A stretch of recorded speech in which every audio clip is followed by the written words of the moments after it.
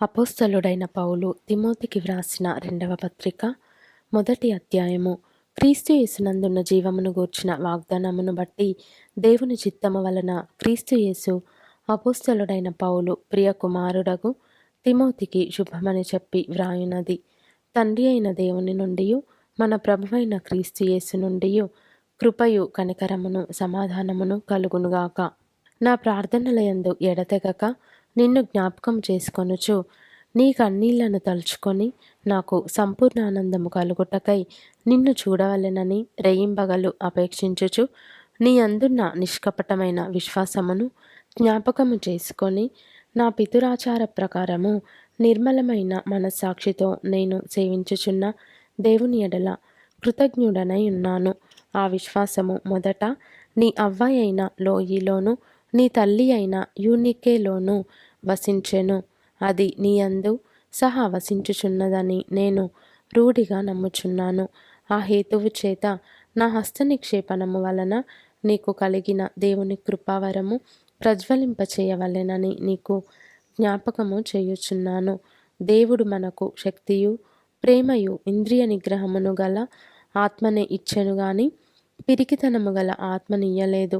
కాబట్టి నీవు మన ప్రభు విషయమైన సాక్ష్యమును గూర్చి అయినను ఆయన ఖైదీనైన నన్ను గూర్చి అయినను సిగ్గుపడక దేవుని శక్తిని బట్టి సువార్త నిమిత్తమైన శ్రమానుభవములో పాలివాడవై ఉండుము. మన క్రియలను బట్టి కాక తన స్వకీయ సంకల్పమును బట్టియు అనాది కాలముననే క్రీస్తు యేసునందు మనకు అనుగ్రహింపబడినదియు క్రీస్తు యేసును మన రక్షకుని ప్రత్యక్షత వలన బయలుపరచబడినదియునైన తన కృపను బట్టియు మనలను రక్షించి పరిశుద్ధమైన పిలుపుతో ఆయన మనలను పిలిచెను. ఆ క్రీస్తు యేసు మరణమును నిరర్ధకము చేసి జీవమును అక్షయతను సువార్త వలన వెలుగులోనికి తెచ్చెను. ఆ సువార్త విషయములో నేను ప్రకటించువాడనుగాను అపోస్తలుడనుగాను బోధకుడనుగాను నియమింపబడి తిని ఆ హేతువు చేత ఈ శ్రమలను అనుభవించుచున్నాను గాని నేను నమ్మిన వాని ఎరుగుదును గనుక సిగ్గుపడను.